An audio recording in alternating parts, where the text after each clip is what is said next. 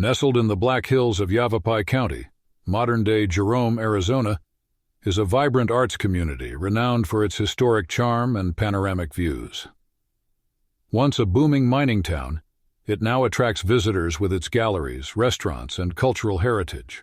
However, in the summer of 1917, this small mining town became the site of a significant yet often overlooked event in American labor history: the Jerome Deportation.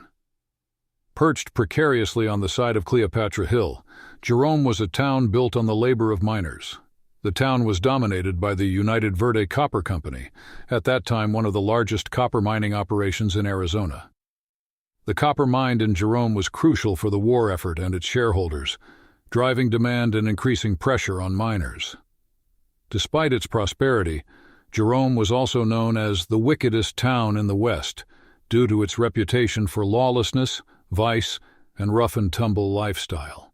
The streets were filled with the sounds of different languages, the distant noise of the mines, and grifters and soiled doves trying to catch a miner's eye who was just paid. The miners and their families in Jerome were Mexican, Italian, Irish, Eastern European, and Anglo. While they often faced exploitation and discrimination, the industrial workers of the world, a labor union better known as the Wobblies, sought to organize them. By 1917, tensions had reached a boiling point, and the miners began to demand better wages, safer working conditions, and union recognition. Three key figures on the miners' side was Frank Little, Manuel Rivas, and Giovanni Montoya. Frank Little was a prominent union organizer, known for his fiery rhetoric and tactics. His influence extended to Arizona, where he supported the miners. Little's ability to inspire solidarity among diverse groups made him a key figure in the labor movement. Though he was not in Jerome during the strike and deportation, he provided guidance to the strikers and their leadership. Manuel Rivas, a Mexican miner, emerged as a vocal advocate for workers' rights. He connected deeply with his fellow miners, often speaking to them about their rights and the importance of standing together. His dedication to the cause was driven by his first-hand experiences in the mines. Giovanni Montoya, known better as John, was an Italian immigrant who played a crucial role in organizing the strike. Montoya's ability to plan and bridge cultural and linguistic divides was vital in mobilizing support for the strike. Promoting the company's interests, three major figures stood out: Sheriff Jerry Sullivan, John C. Greenway, and James S. Douglas. Sheriff Jerry Sullivan was responsible for maintaining order in Jerome. He viewed the strike as a direct threat to public stability and the town's economic well-being. Sullivan's anti-union sentiments and commitment to preserving the status quo also made him a central figure in the deportation. James S. Douglas, the owner of the United Verde Copper Company, was a shrewd businessman with a keen eye for profit. He viewed the strike as a significant threat to his business. Copper production was critical for the war effort, and any interruption could lead to severe financial losses for the company. Douglas supported the vigilantes to crush the union's influence and deter future labor unrest. John C. Greenway, the general manager of the mining operations, played a key role in planning the response to the strike. He worked closely with Douglas and Sullivan to develop the deportation strategy, allocating company resources to support the effort. On the 10th of July 1917, the miners in Jerome went on strike. The strike quickly escalated, prompting the mining company, backed by local authorities, to take drastic measures.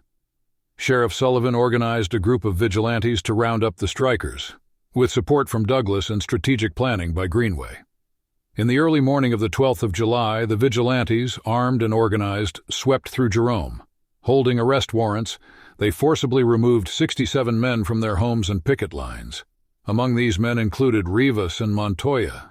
The miners had little time to gather their belongings or say goodbye to their families. Many families attempted to stop the arrests but were beaten back. The striking miners, guarded by the vigilantes, were then escorted at gunpoint to a waiting train. After being loaded into cattle cars, the train took the miners to Needles, California, a 4-hour trip by railroad. When the train arrived at the small town, the cattle car doors were opened and the miners were forced out into the Mojave Desert, where the average daytime temperature was 110 degrees during the summer months. After the cars were emptied of its human cargo, the train and its guards departed back to Jerome and left Rivas, Montoya, and the other miners abandoned in the desert without food, water, or shelter. Though their trip from Jerome had ended, the miners found that their ordeal was far from over. Disoriented and exhausted from the day's events, their immediate concern was survival. Some huddled together for shade, while others ventured out in search of water. Fortunately, news of the miners' plight eventually reached the community in Needles and surrounding areas.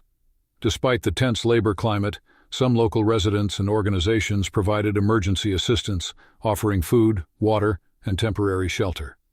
Maria Rodriguez, a local Needles shopkeeper, was one of the first to offer help, bringing water and bread to the desperate men.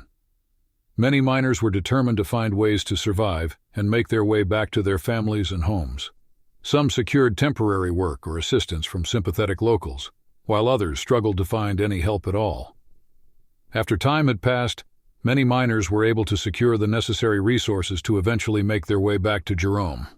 Those who did return, though, found that after the deportation, the United Verde Copper Company had shared the names of the deported miners with other mining companies, effectively preventing the miners from finding employment. In the end, many blacklisted miners who had managed to return to Jerome were then forced to leave in search of work. This displacement added to the emotional and social toll of the deportation. The abandonment of the miners in Needles drew some immediate attention and criticism. However, there were no immediate legal consequences for the vigilantes or the United Verde Copper Company, as this event was dwarfed to a much larger deportation in Bisbee, Arizona. On the 19th of July, 1,200 striking miners in Bisbee were arrested, loaded into cattle cars, and transported 200 miles away to Hermanas, New Mexico. Once they arrived, they were warned not to return to Bisbee under threat of violence. Similar to Jerome, the extrajudicial nature of the deportation highlighted the vulnerabilities and lack of protection for labor organizers during this period. Frank Little continued his labor organizing activities despite not being in Jerome during the event. His radical stance and advocacy made him a target for anti-union forces. Tragically, Little was lynched in Butte, Montana just a month later after Jerome and Bisbee deportations, an act widely believed to be the work of anti-union vigilantes. His death underscored the extreme risks faced by labor organizers.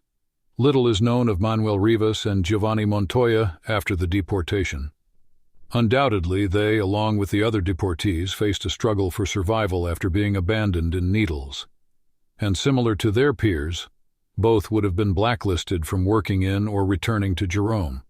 It should be noted that both men were prominent figures among the miners in Jerome, advocating for workers' rights, and continued to influence labor movements thereafter. After the deportation, Sheriff Sullivan faced mixed reactions. Local business interests and mining company supporters praised his actions for restoring order and protecting economic stability.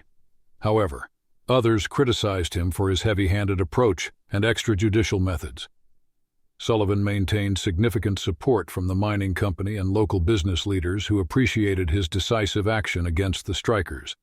His alignment with corporate interests helped him secure his position as sheriff in the short term. However, Sullivan's role in the deportation attracted criticism from labor activists and some community members who viewed his actions as an abuse of power. Sullivan eventually retired from law enforcement, and he passed away in 1939 in Prescott, Arizona. James S. Douglas, the owner of the United Verde Copper Company, continued to wield significant influence in Jerome and the broader mining industry. His actions during the deportation were driven by a desire to protect his business interests and maintain control over the labor force. Douglas's support for the deportation helped to swiftly end the strike and resume copper production, crucial for his company's profitability. Douglas continued to exert considerable influence over local politics and economic policies in Jerome. Over time, Douglas's legacy became complex. While he was recognized for his contributions to the mining industry and the economic growth of Jerome, his role in the deportation and his opposition to labor rights cast a shadow over his achievements.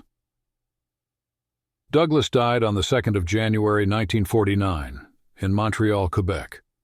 John Greenway, the general manager of the mining operations, played a crucial role in executing the company's response to the strike. His loyalty to the company and opposition to unionization drove his actions during the deportation. Greenway's strategic planning and resource allocation helped ensure the deportation was carried out efficiently. While he was respected for his managerial expertise and contributions to the mining industry, his actions against the strikers were criticized for undermining labor rights. He later became involved in state and national politics, leveraging his business background and connections to influence economic and labor policies. John C. Greenway passed away in 1926 in New York City from a failed surgery. The deportation effectively crushed Union presence in Jerome, as the mining companies regained control over labor relations. The mines continued to operate, but the industry faced challenges. World War I had driven demand for copper, but post-war, the demand decreased, leading to economic difficulties for the mining companies and their workers. Slowly, Jerome's economy shifted over the following decades. The town's population declined as mining operations became less profitable, leading to eventual closures of major mines in the 1950s. At one point, Jerome's population dropped to fewer than 100 people, and many buildings were abandoned. During this time, Jerome was often referred to as a ghost town. However, starting in the 1960s, Jerome began to attract artists, writers, and counterculture individuals who were drawn to its historical charm and scenic location. This influx of new residents helped to preserve the town's buildings and heritage. Today, Jerome is a vibrant tourist destination that retains its western town mystique and is a small but thriving community. While only a historical note, the Jerome Deportation, along with other similar events, contributed to the historical narrative of labor struggles and the fight for workers' rights in the early 20th century. They are remembered as examples of the intense conflict between labor and management during this period. Thank you for watching this video about the Jerome Deportation. We hope it provided valuable insights into this significant event in American labor history and the people involved.